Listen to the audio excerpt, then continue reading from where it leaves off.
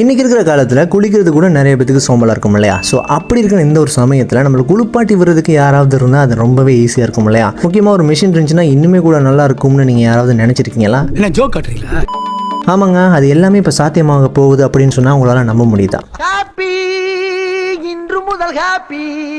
ஆமாங்க, சமீபத்தில் பிரபல ஜப்பான் நிறுவனமான சயின்ஸ்கோ லிமிடெட் அப்படிங்கிற நிறுவனம் மனிதர்களுக்கான சலவை இயந்திரத்தை பற்றி தயாரிக்கிற திட்டத்தை பற்றி தகவல் வெளியிட்டிருக்கிறாங்க. இந்த ஹியூமன் ஓஷன் மெஷினை தயாரிக்கிற திட்டம் பற்றி சுமார் 50 ஆண்டுகளுக்கு முன்னாடியே ஒரு அடிக்கல் நாட்டப்பட்டிருக்குதுங்க. ஆமாங்க, நல்லா இருப்படா போடா.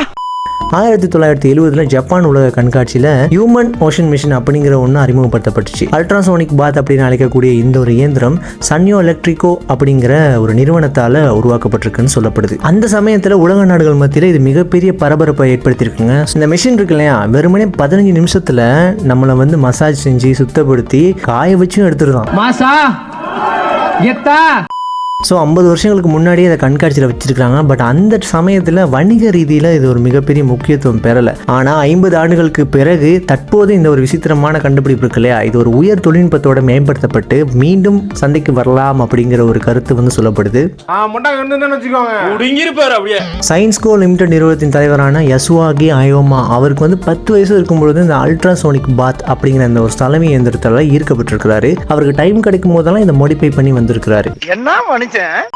ஸோ அப்படி இருக்க பட்சத்தில் தான் குளியல் மற்றும் சமையலறை கண்டுபிடிப்புகளில் நிபுணத்துவம் பெற்ற சயின்ஸ்கோ லிமிடெட் நிறுவனம் என்ன செஞ்சிருக்குன்னா, அந்த மனித சலவை இயந்திரமான ஹியூமன் வாஷிங் மெஷினை வந்து தன்னுடைய சொந்த பதிப்பில் உருவாக்குற திட்டத்தை வந்து வெளியிட்டிருக்கிறாங்க. இந்த திட்டத்திற்கு உசோயாரோ அப்படின்னு வந்து பெயர் வச்சிருக்கிறாங்க. சிரிப்பு போலீஸா? இந்த மிஷின் வந்து வேக்யூவல் அப்படிங்கிற தொழில்நுட்பத்தை பயன்படுத்தி இயங்கும்னு சொல்லப்படுது. இதனோட இணைச்சு இணைஞ்சிருக்காங்கன்னா பல கண்காணிப்பு சென்சர்களையும் அதே நேரத்தில் ஏஐ டெக்னாலஜியும் இணைஞ்சிருக்காங்கன்னா இதில் வந்து இன்புட் பண்ணியிருக்காங்கன்னு சொல்லப்படுது. இந்த மிஷினை உருவாக்குறதுக்கான சில நோக்கங்கள் சொல்லியிருக்காங்க. என்னன்னா, மனிதனை சுத்தப்படுத்துறதோட அவருடைய மனநிலை எப்படி இருக்குது அப்படிங்கிறத பார்த்து ரிலாக்ஸாக வச்சுக்கிறதுக்கு உதவுமா. ஏன்னா கொஞ்ச நேரம் வெளியில் அங்கிட்டு போய் நல்லா காற்று வாங்கிட்டு வந்தாலே நம்ம புத்துணர்ச்சியாக மாறிடுவோமே. அட இந்த காலத்தில் யாருப்பா வெளியே அங்கிட்டு போயிட்டு ரிலாக்ஸ் பண்ணுறா, இப்போலாம் ஃபோன் மொபைல் மாத்திரம் தெரிஞ்சுக்கிட்டு இருக்கிறோம். அப்படிங்கிற காரணத்தினால தான் இப்படி ஒரு கண்டுபிடிப்பை ஜப்பானில் கண்டுபிடிச்சிருக்கிறாங்க. பிரச்சனையே நீதானடா. முக்கியமாக பார்த்தீங்கன்னா இதில் இருக்கக்கூடிய சென்சார்ஸ் எல்லாம் நமக்கு புத்துணர்வான ஒரு அனுபவத்தை கொடுக்கறதுக்கு நம்ம உடலில் இருக்கக்கூடிய வெப்பநிலையை தொடர்ந்தும் கண்காணிக்குமா. ஸோ அதுக்கு ஏற்ற மாதிரி தண்ணீருடைய வெப்பநிலை இருக்கு இல்லையா, இது எல்லாத்தையுமே மாற்றி அமைக்குமா. அது மட்டும் இல்லைங்க, இதில் இருக்கக்கூடிய இருக்கு இல்லையா, இதை வந்து நம்ம அமைதியாக இருக்கிறோமா இல்லாட்டி உற்சாகமாக இருக்கிறோமா அப்படிங்கிறத பார்த்து அதுக்கேற்ற மாதிரியான சில விஷயங்களை செய்கிறதுக்கும் உதவுன்னு சொல்கிறாங்க. ஒன்றும் பண்ண முடியாது. சாதாரணமாக ஒரு மனிதனை வந்து குளிப்பாட்டுறதுக்கு கிட்டத்தட்ட ஒரு 15 நிமிடங்கள் எடுத்துக்கும்னு சொல்கிறாங்க. உசோயாரோ அப்படிங்கிற இந்த ஒரு ஹியூமன் வாஷிங் மிஷின் வந்து 2025ஆம் ஆண்டில் ஒசாகா எக்ஸ்போவில் வந்து காட்சிப்படுத்தப்படும் அப்படின்னு சயின்ஸ்கோ நிறுவனம் வந்து தகவல் சொல்லியிருக்கிறாங்க.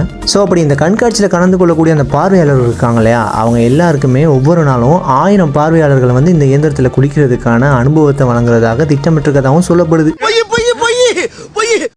யாராவது இந்த எக்ஸிபிஷனுக்கு போனீங்கன்னா மறக்காமல் போய் குளிச்சுட்டு வந்துருங்கப்பா. ஸோ இந்த நியூஸை பற்றி உங்களுடைய ஒப்பீனியன் என்னங்கிறத மட்டும் கமெண்ட் பண்ணுங்கள். இன்னும் கொஞ்ச நாள் போகும்போது பல்லு வளர்க்குறதுலேருந்து நியூ படத்தில் எஸ்ஜே சூர்யா ஸ்கிரிப்டில் எழுதுன எல்லா விஷயங்களையுமே இன்னும் மிஷினாக வர்றதுக்கான வாய்ப்புகளும் அதிகமாக இருக்குது. வெயிட் பண்ணி பார்ப்போம். நம்ம சேனல் பிடிச்சிருந்தா வந்து நம்ம சப்ஸ்கிரைப் பண்ணி அந்த பெல் பட்டன் டிக் பண்ணி வச்சுங்க. அப்போ தான் நான் போகிற வீடியோஸ் உங்களுக்கு நோட்டிஃபிகேஷன் வந்து சேரும். வீடியோ பார்க்குற நிறைய பேர் அது பண்ணுறதே இல்லை, மறந்துடாம அதிகம் பண்ணிடுங்க பாஸ். நெக்ஸ்ட் ஒரு அமேசிங்கான வீடியோவில் மீட் பண்ணுறேன். இது வரைக்கும் பாய்.